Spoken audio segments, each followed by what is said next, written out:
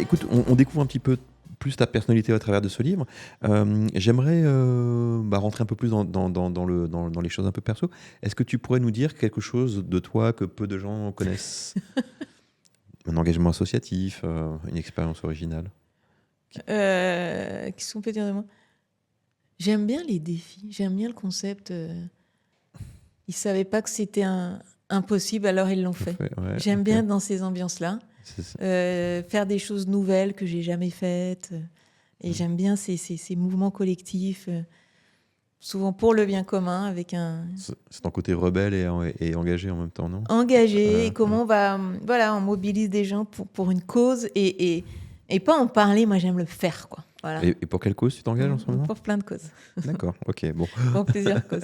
Ok, Je m'engage, je m'engage depuis toujours pour l'éducation. D'accord. Parce que j'ai cette croyance que l'éducation, c'est ça qui va permettre de faire société, de vivre ensemble, d'être ensemble, etc. Pour la santé, donc pour ce qui est, parce que je suis touchée par un service public français, et puis pour tout ce qui va œuvrer à la paix dans le monde. D'accord. Avec cette notion de comment on va se parler entre les diversités, de point de vue, comment on va essayer de se rencontrer entre... Parce que entre la différence pour tenter en ce moment, on me dit beaucoup, peut-être que je suis dans une utopie, mais je souhaite continuer à y croire. Mais vous mettez dans une utopie qu'une dystopie. Et si tu parles d'intelligence collective, tu as très bien décrit le fait que les entreprises sont un laboratoire d'intelligence collective, qu'on a essayé, ou qu'on essaye au niveau national de le faire, mais au niveau international, on est dans la non-intelligence collective, donc c'est une évidence.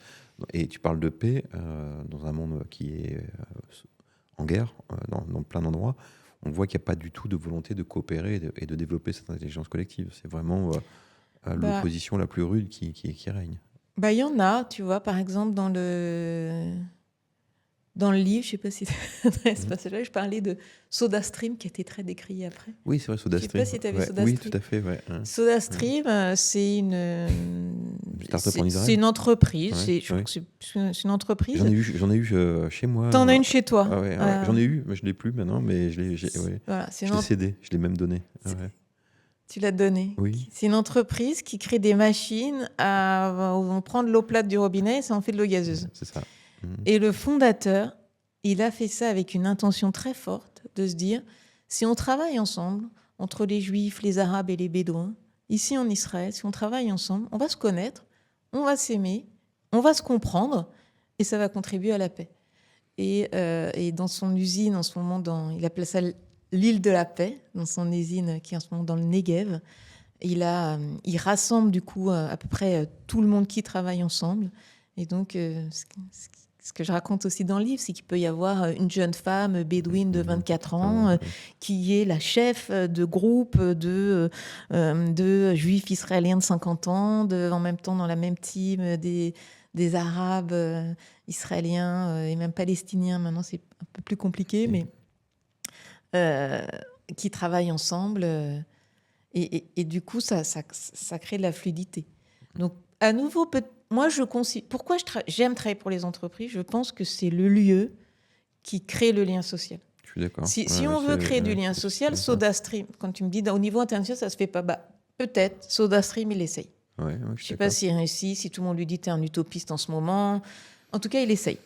Et les entreprises restent un des derniers lieux où on est obligé de faire avec des gens qu'on n'a pas choisis. Non, mais tu vois, les Nations Unies, avec tous les défauts qu'on peut lui reconnaître, c'est un endroit de création d'intelligence collective et de paix. Avant, on avait la Société des Nations. Bien sûr. L'Union européenne est très critiquée, mais on a quand même créé un espace économique de paix et de bien-être et de prospérité. Évidemment. Et donc, c'est pas aussi négatif que je veux bien le dire. Non, je suis d'accord. C'est vrai qu'il y a le tropisme aujourd'hui des guerres qui sont angoissantes. Ouais.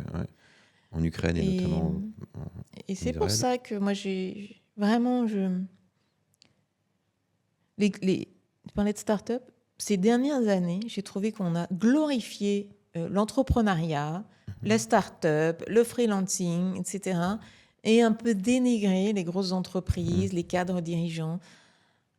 C'est vrai. Et il va falloir que ça change. Parce que qui est-ce qui crée le monde, qui crée la société, qui est-ce qui crée du lien social, du tissu social? C'est les grosses boîtes. Mhm. C'est là où on rencontre des gens qu'on n'a pas choisis, c'est là où on fait des choses plus grandes que nous, c'est là où on doit faire avec l'altérité, et on doit se forcer à faire avec l'altérité, c'est là où on va intégrer les nouveaux arrivants d'un pays. Et c'est ça aussi où des gens vont se mettre ensemble pour créer de la valeur pour les êtres humains aussi. Mhm. Et moi, j'ai beaucoup à nouveau, faut vraiment le rendre hommage, notamment à ces cadres dirigeants des grandes entreprises. C'est difficile ce qu'ils font. Très.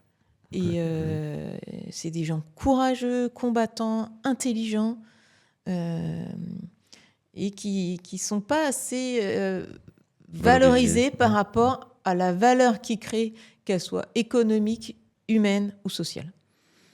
Oui, c'est vrai qu'il y a un peu de bashing envers les grosses entreprises qu'on juge assez facilement, mais c'est vrai que ça crée la richesse, de la valeur, de l'emploi. Mais oui. Ça paye l'impôt, normalement. Du contenant. Oui, j'entends. Ok. Mais même sur des sujets, sur les sujets, malheureusement, on entend beaucoup parler en ce moment sur les féminicides, ou sur les violences faites aux femmes. Les femmes qui sont victimes de violences conjugales, en général, les premières personnes à qui elles en parlent, elles osent en parler, c'est sur leur lieu de travail. Leur lieu de travail est ce qui leur permet de s'extraire de leur huis clos de leur famille. Et c'est une vertu sociale, sociétale, humaine qu'elles n'auraient pas si elles étaient freelance chez elles. Donc, il ne faut pas sous-estimer tout ça.